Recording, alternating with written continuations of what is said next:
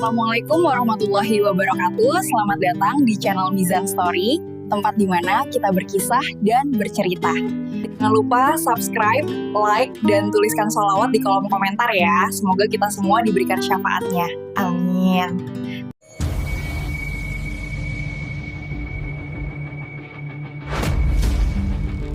Di balik sorot lampu panggung dan gemuruh gamelan, ada kisah yang tak pernah diungkap secara langsung.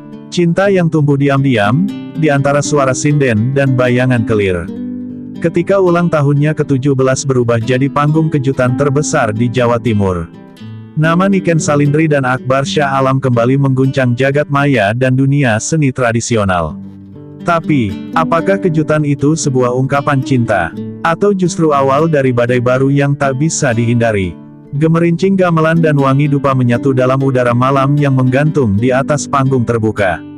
Di bawah sorotan lampu petromak dan remang cahaya bulan, suara sinden cilik bernama Niken Salindri membelah keheningan desa. Suaranya melengking syahdu, menggetarkan hati penonton tua muda yang duduk bersila.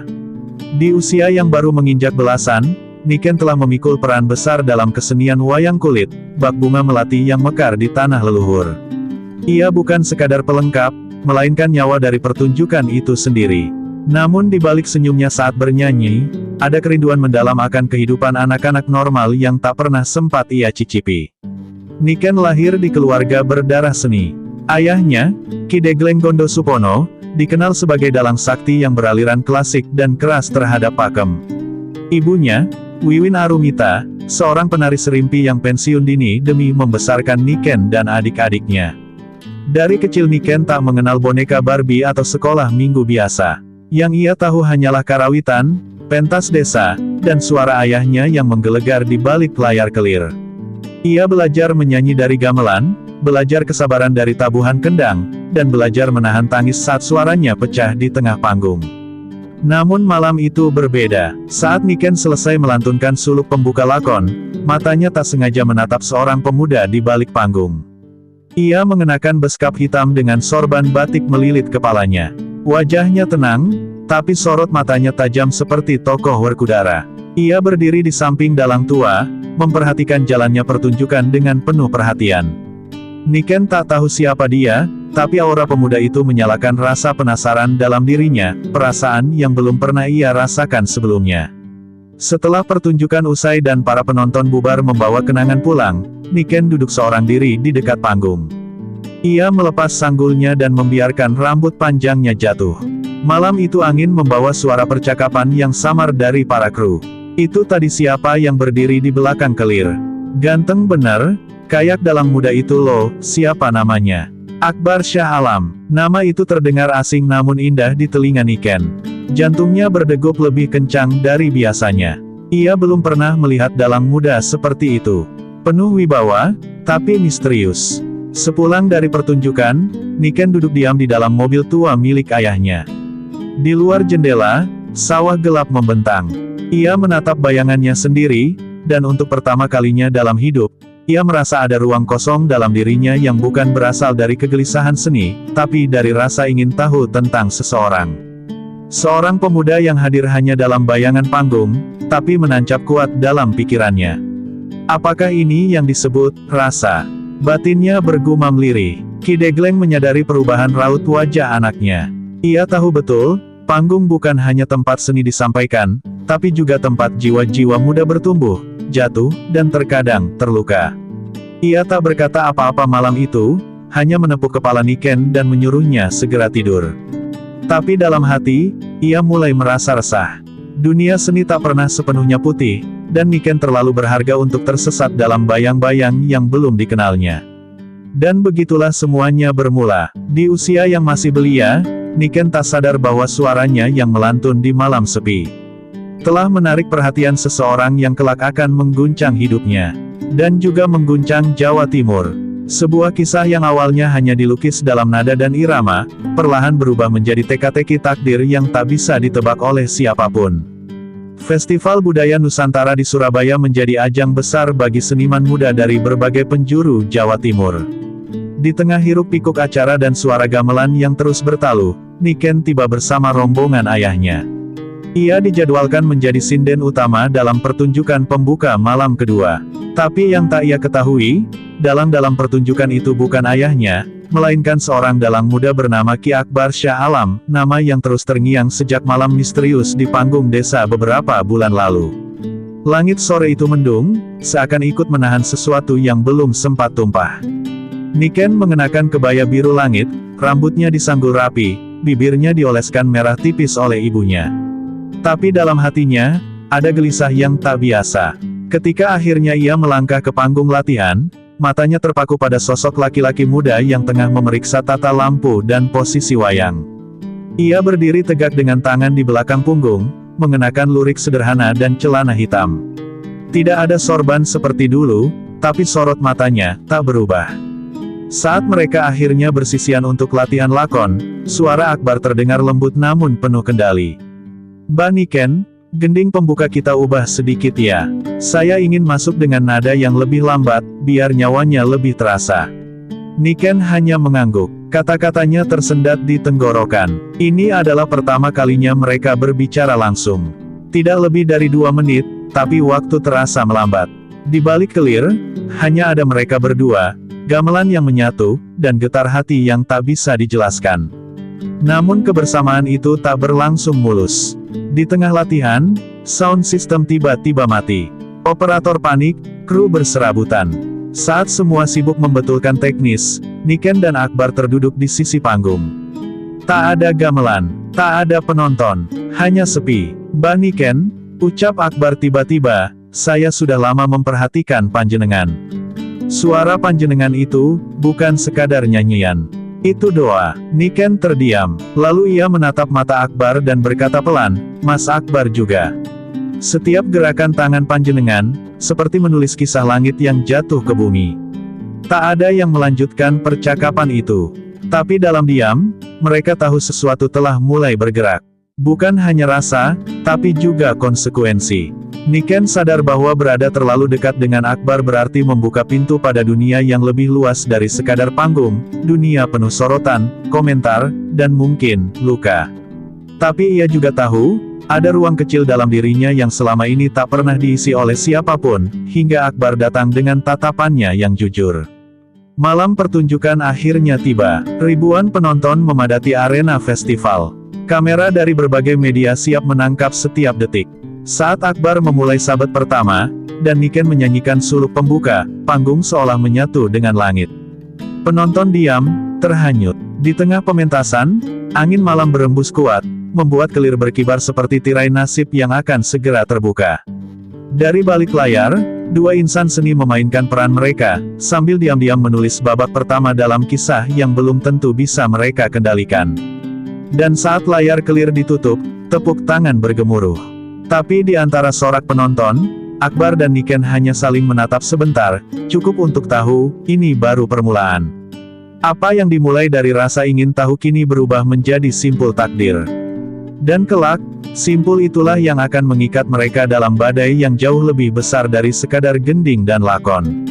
Sejak malam pertunjukan di Surabaya, hidup Niken berubah. Bukan karena sorotan kamera atau tepuk tangan penonton, tapi karena satu nama yang kini diam-diam bersemayam dalam hatinya, Akbar Shah Alam. Ia tak bisa melupakan caranya menyebut, "Suara panjenengan itu doa." Kalimat itu bagai mantra yang terus berdengung, bahkan saat ia sedang latihan di sanggar atau membantu ibunya menjemur kain batik di halaman. Dunia Niken yang dulu hanya penuh dengan nada dan irama, kini mulai dipenuhi getaran lain, getaran yang belum pernah ia kenali sebelumnya. Tanpa sepengetahuan orang tuanya, Niken mulai menerima lebih banyak tawaran kolaborasi dengan Akbar. Tidak semua diresmikan, beberapa di antaranya justru bersifat tertutup, pentas seni di perguruan tinggi, latihan khusus di sanggar pedalangan milik teman Akbar, hingga acara budaya yang tidak masuk kalender publik. Dalam setiap pertemuan itu, mereka tak banyak bicara soal pribadi. Tapi setiap gending yang dimainkan, setiap suluk yang dinyanyikan, seolah membawa pesan rahasia dari hati ke hati. Gending menjadi bahasa baru bagi mereka berdua. Namun, desas-desus mulai berhembus. Foto-foto mereka yang tersebar di media sosial menjadi bahan perbincangan. Beberapa netizen mulai mempertanyakan kedekatan mereka. Masih 17 sudah dekat dalang dewasa. Tulis salah satu akun. Hati-hati, jangan sampai sinden jadi korban rasa, kata yang lain lebih tajam. Niken membaca semua komentar itu diam-diam, di balik layar handphonenya sebelum tidur. Ia merasa sedih, tapi juga bingung, apakah salah merasakan sesuatu yang tumbuh karena cinta pada seni.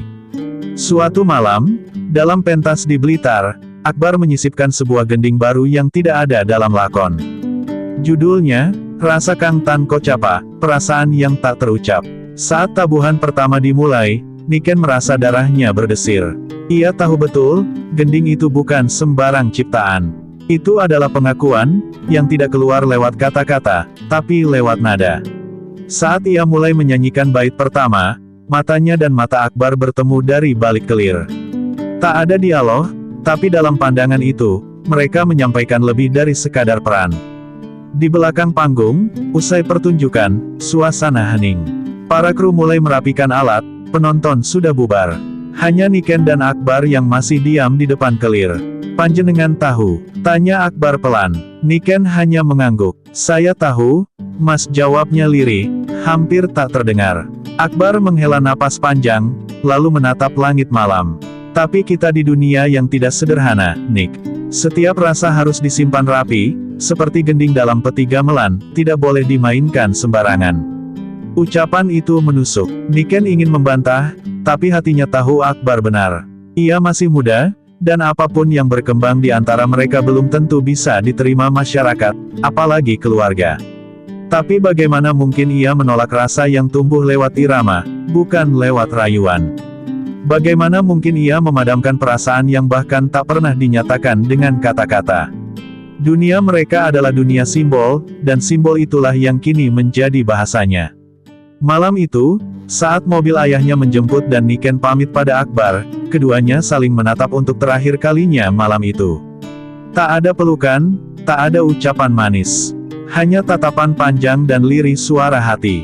Di balik setiap nada yang telah mereka mainkan bersama, tersembunyi rasa yang belum punya tempat. Tapi keduanya tahu, waktu akan menjawab semuanya.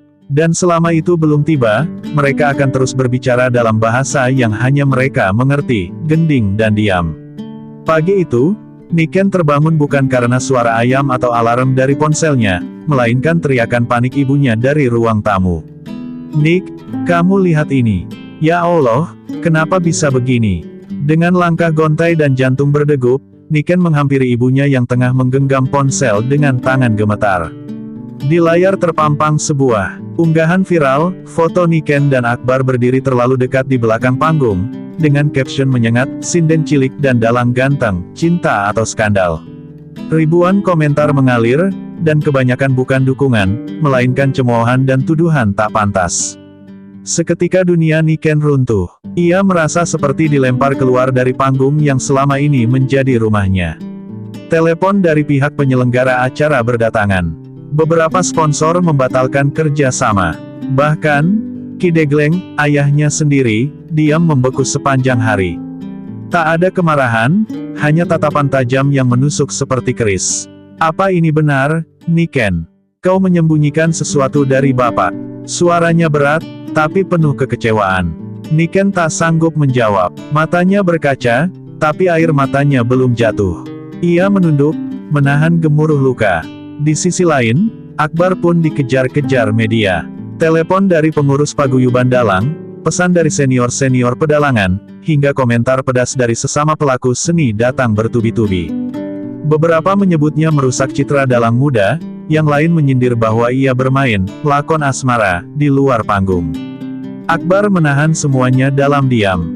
Ia tak ingin membela diri, apalagi membela perasaan. Dalam dunia pedalangan, kehormatan adalah segalanya. Dan kini, kehormatannya dipertaruhkan karena rasa yang tak pernah ia ucapkan secara terbuka. Malam itu, Niken akhirnya dikurung di kamar oleh ibunya. Ponselnya disita, panggung-panggung ditiadakan. Ia merasa seperti burung yang kehilangan suara dan sayap. Namun yang paling menyakitkan bukan sanksi dari keluarga, melainkan bisikan di luar rumah. Tetangga mulai berbisik, baru juga remaja, sudah macam-macam. Beberapa bahkan terang-terangan mencibirnya di warung. Niken mendengarnya dari balik jendela kamarnya yang tertutup. Ia meremas selembar lirik lagu yang dulu ia tulis, kini terasa kosong dan hambar. Beberapa hari kemudian, Ki Degleng memanggil Niken ke pendapa rumah. Di sana sudah duduk beberapa tokoh seni dari sanggar yang biasa mereka datangi. Dengan wajah muram, salah satu sesepuh berkata, "Niken, kamu harus istirahat dulu dari panggung. Nama baik keluargamu, sanggarmu, bahkan seni yang kamu bawa, semua harus dijaga." Kalimat itu terdengar seperti vonis. Niken hanya bisa mengangguk. Dalam hatinya, ia menjerit. Bukan karena rasa malu, tapi karena dipaksa meninggalkan panggung yang telah menjadi napasnya sejak kecil. Sementara itu, Akbar diam-diam mengirimkan surat lewat seorang teman sinden. Bukan surat cinta, tapi selembar kalimat pendek, "Jangan padamkan suaramu, Nick. Dunia ini kejam, tapi nada kita lebih abadi dari gosip mereka." Niken menangis saat membacanya, tapi juga tersenyum. Meski tak bisa membalas, surat itu menguatkannya. Ia tahu, badai ini bukan akhir, melainkan awal dari perjuangan mempertahankan suara, kehormatan, dan perasaan. Di hari keempat pengasingannya dari panggung, Niken berdiri diam di depan cermin. Ia mengenakan kembali selendang sinden pemberian ibunya, dengan suara bergetar ia menyanyikan bait gending lama yang pernah ia nyanyikan bersama Akbar. Dan saat suaranya mulai mengalun, ia sadar, meskipun dunia mencoba merobohkannya, satu hal tak bisa mereka ambil, suaranya yang lahir dari cinta dan keberanian. Tanggal 29 Juni akhirnya tiba. Usia Niken genap 17 tahun. Namun tak ada pesta, tak ada panggung, bahkan tak ada ucapan hangat dari orang-orang yang biasanya menyanjungnya.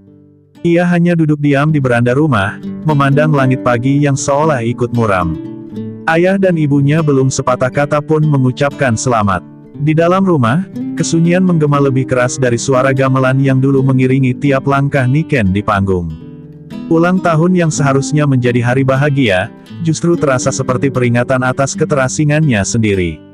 Namun, takdir selalu punya cara yang tak terduga. Sekitar pukul 9 pagi, seorang tukang ojek online datang membawa sebuah kotak kayu besar yang dibungkus kain batik klasik. "Ini untuk Mbak Niken Salindri," katanya singkat. Niken sempat bingung. Ibunya yang melihat dari balik jendela hanya menggelengkan kepala, tak berkata apa-apa. Dengan jari bergetar, Niken membuka kotak itu di kamarnya. Di dalamnya, tergeletak sebuah miniatur panggung wayang kulit berukuran kecil, lengkap dengan kelir, belencong mini, dan satu wayang tokoh Sri Kandi yang diukir dari tanduk kerbau asli. Di dasar panggung kecil itu tertulis, "Untuk sinden yang tak pernah kehilangan suara, Akbar Shah Alam." Tangis Niken pecah. Air matanya jatuh membasahi miniatur itu. Dalam keheningan, ia memeluk kotak itu seolah memeluk kembali panggung yang direnggut darinya. Ia tahu Akbar melanggar semua batas hanya untuk memberikan hadiah ini. Mungkin ia akan disindir, dicaci, bahkan dijauhi. Tapi keberanian itu justru membuat hati Niken semakin kuat. Bukan hanya karena perasaan yang belum selesai, tapi karena di tengah badai fitnah dan sorotan, masih ada yang percaya pada ketulusan mereka. Beberapa saat kemudian, ibunya masuk ke kamar dan duduk di sampingnya. Wajahnya lembut, tapi lelah. "Kamu masih sayang sama dia?" tanyanya pelan, hampir berbisik. Niken tak menjawab dengan kata, hanya mengangguk sambil menggenggam wayang Sri Kandi itu erat. Ibunya menghela napas panjang. "Ibu tidak bisa melawan dunia, Niken. Tapi ibu tahu, kalau panggung memang sudah jadi bagian dari darahmu. Dan anak yang menyanyi dari hati, pasti akan sampai ke langit, meski dunia menutup telinga." Untuk pertama kalinya setelah berhari-hari, Niken menangis di pelukan ibunya. Menjelang sore, Ki Degleng pulang lebih awal dari biasanya. Dengan langkah berat, ia menghampiri pendapa dan melihat miniatur panggung itu tergeletak di meja. Ia menatapnya lama, kemudian memandang putrinya yang sedang duduk bersimpuh dengan selendang sinden di bahunya. "Kalau kau masih ingin naik ke panggung, naiklah, tapi ingat, Niken. Panggung itu bukan tempat bermain rasa. Itu tempat mengabdi." Suaranya tegas, tapi bukan marah. Niken mengangguk dengan mata berkaca. Ia tahu, ini bukan restu penuh. Tapi ini adalah celah, harapan, dan mungkin, pintu pulang. Malam harinya, Niken menyanyikan kembali Gending, Rasa Kang Tan Kocapa, sendirian di pendapa, diiringi rekaman gamelan dari kaset tua peninggalan kakeknya. Ia tidak tampil untuk penonton. Tidak untuk pujian. Ia bernyanyi untuk satu nama, satu orang, satu panggung kecil yang dikirimkan sebagai hadiah. Dan dari kejauhan, tanpa sepengetahuannya, seseorang menyaksikannya dari balik bayang pepohonan di luar pagar rumah, Akbar Shah Alam, yang datang diam-diam hanya untuk melihatnya tersenyum di hari ulang tahunnya. Sore itu tidak ada sorotan kamera, tidak ada penonton, dan tidak ada kelir yang terbentang. Tapi dalam keheningan yang sakral itu, Niken dan Akbar saling terhubung oleh satu hal yang tak pernah bisa dihapus gosip, jejak rasa yang terukir lewat seni, dan cinta yang disampaikan tanpa suara.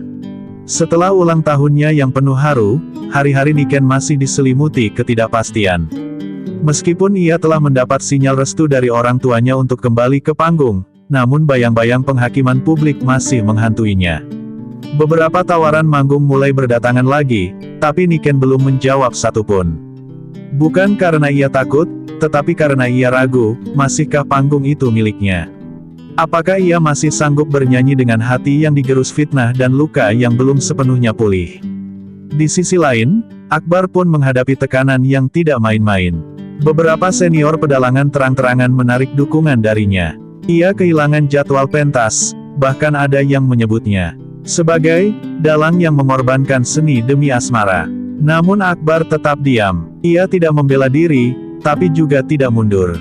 Ia justru mulai merancang pertunjukan baru, lakon yang belum pernah dibawakan sebelumnya, Sri Kandi Mencari Cahya, sebuah kisah tentang seorang perempuan pejuang yang dihina karena keberaniannya mencintai. Banyak yang tidak tahu, lakon itu ia tulis sendiri, untuk Niken. Sampai akhirnya, datanglah sebuah undangan yang mengubah segalanya, Festival Budaya Nusantara di Taman Mini Indonesia Indah, Jakarta. Sebuah panggung besar yang akan mempertemukan dalang-dalang muda, sinden-sinden pilihan, dan para seniman terkemuka. Tak disangka, panitia memilih Akbar sebagai salah satu dalang utama. Namun yang mengejutkan, mereka juga mencantumkan nama Niken Salindri sebagai sinden pembuka. Undangan itu datang ke rumah Niken seperti petir di siang bolong. Ki Degleng membaca surat itu dengan pandangan tajam. Kalau kamu terima, kamu harus siap. Ini bukan panggung biasa, ini panggung yang akan jadi pertaruhan nama kita semua. Niken menghabiskan malam itu dalam doa panjang. Ia memandangi miniatur panggung dari Akbar, mengelus wayang Sri Kandi kecil yang ia tempatkan di atas meja. Suara ibunya terngiang, tentang suara yang bisa sampai ke langit. Ia pun teringat pada Akbar, yang diam-diam datang di ulang tahunnya, berdiri dalam gelap hanya untuk melihatnya bernyanyi. Dalam hati, Niken tahu, panggung itu bukan hanya tentang seni, tapi juga tentang keberanian. Dan kali ini, ia tak hanya ingin bersuara, ia ingin menunjukkan bahwa cintanya pun punya tempat di antara gamelan dan kelir. Beberapa hari sebelum acara, Niken akhirnya mengirim pesan pada Akbar lewat nomor lama yang pernah ia hafal di luar kepala. Hanya satu kalimat, kalau kita berdiri di panggung yang sama lagi, jangan hanya jadi dalang untuk lakon. Jadilah dalang untuk kebenaran. Tak butuh waktu lama, Akbar membalas. Aku menunggu bukan hanya kamu naik ke panggung, tapi juga menunggu dunia mendengar suaramu yang tak bisa dibungkam gosip. Malam menjelang keberangkatan ke Jakarta, Ki Degleng memanggil Niken ke pendapa. Ia menyodorkan selendang tua yang pernah dipakai ibunya saat pertama kali bersinden. Bawalah ini, supaya kamu ingat, kamu bukan berdiri sendiri. Kamu bawa martabat keluarga, seni, dan suara yang harus dihormati. Niken menerima selendang itu dengan air mata. Ia tahu, bukan hanya restu yang kini diberikan, tetapi juga kepercayaan. Dan kepercayaan itu harus ia buktikan di hadapan ribuan pasang mata yang menunggu apakah ia masih layak disebut sinden sejati. Perjalanan ke Jakarta bukan hanya perjalanan menuju panggung besar. Itu adalah perjalanan menuju pilihan, apakah ia akan tetap menjadi simbol suara yang tak tergoyahkan, atau menyerah pada dunia yang memandang sebelah mata. Dan di tengah keraguan itu, Niken menegakkan kepala, karena ia tahu, kelak di panggung nanti, ia akan bertemu dengan satu sosok yang membuatnya yakin kembali, Akbar Shah Alam, dalang yang menyulam cinta lewat gending, dan mengiringinya menuju cahaya. Jakarta malam itu berselimut mendung, seolah langit pun menahan napas menunggu sebuah pertunjukan yang tak biasa.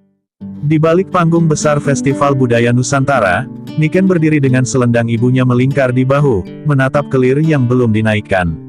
Tangannya dingin, suara hatinya bergemuruh. Ini adalah panggung terbesarnya sejak badai itu datang, bukan hanya untuk membuktikan kualitas suara, tapi juga harga dirinya sebagai perempuan, sinden, dan manusia. Ia tahu, sekali saja suaranya goyah malam ini, bukan hanya dia yang hancur, tapi nama keluarganya akan kembali jadi bahan cemooh. Dari seberang panggung, Akbar berdiri dengan busana dalang berwarna hitam kemasan. Wajahnya tenang, tapi matanya mencari Niken dari balik bayang. Saat mata mereka bertemu, tak ada kata-kata yang terucap. Hanya satu anggukan pelan, bukan isyarat cinta yang menggebu, tapi tanda kesiapan, bahwa malam ini, mereka tidak tampil sebagai sepasang rumor, melainkan sebagai dua insan seni yang siap mengukir sejarah. Lampu mulai meredup, gamelan bergemuruh, kelir dinaikkan, dan pertunjukan pun dimulai. Lakon yang dibawakan Akbar adalah ciptaannya sendiri, Sri Kandi Mencari Cahya. Lakon itu berbicara tentang seorang perempuan pejuang yang melawan fitnah, meninggalkan istana, dan mencari cahaya jati dirinya di hutan sunyi.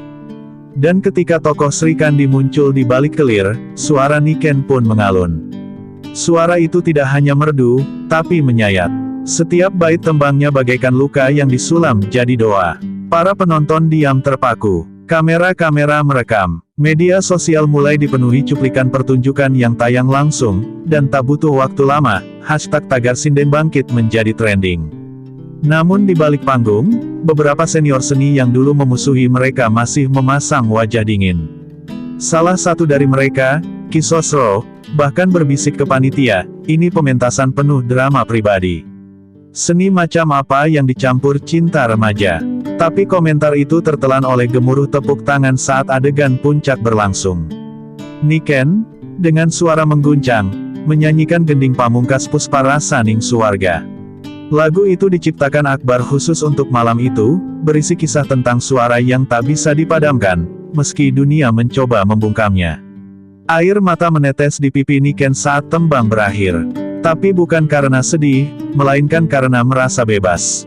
Bebas dari gosip, dari beban, dan dari ketakutan. Ia membungkuk di akhir pementasan, bersama Akbar yang keluar dari balik kelir.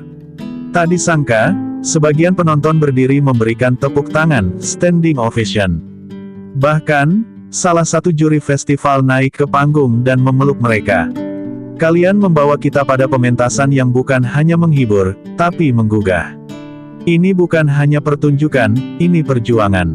Malam itu, Niken dan Akbar tidak mengucap cinta di atas panggung. Mereka tidak berpelukan, tidak bergandengan tangan. Tapi dunia tahu, di antara tembang dan wayang, ada sesuatu yang lebih dalam dari sekadar asmara, ada keberanian untuk mencinta dengan cara yang terhormat, melalui seni dan pengorbanan. Dan untuk pertama kalinya setelah sekian lama, warganet yang dulu menghujat kini justru membela.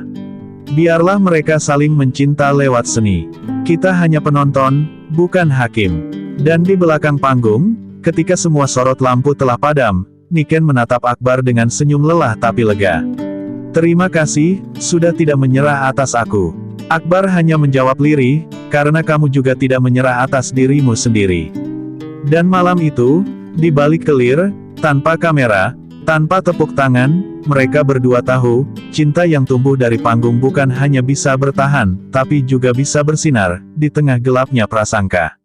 Hari-hari setelah pertunjukan megah itu, nama Niken Salindri kembali menghiasi layar media dan lini masa sosial media. Namun kali ini bukan karena gosip atau hujatan, melainkan karena keberaniannya berdiri di atas panggung dengan kepala tegak. Ia menjadi simbol kebangkitan, bukan hanya bagi sinden muda, tetapi juga perempuan yang dipaksa diam oleh stigma.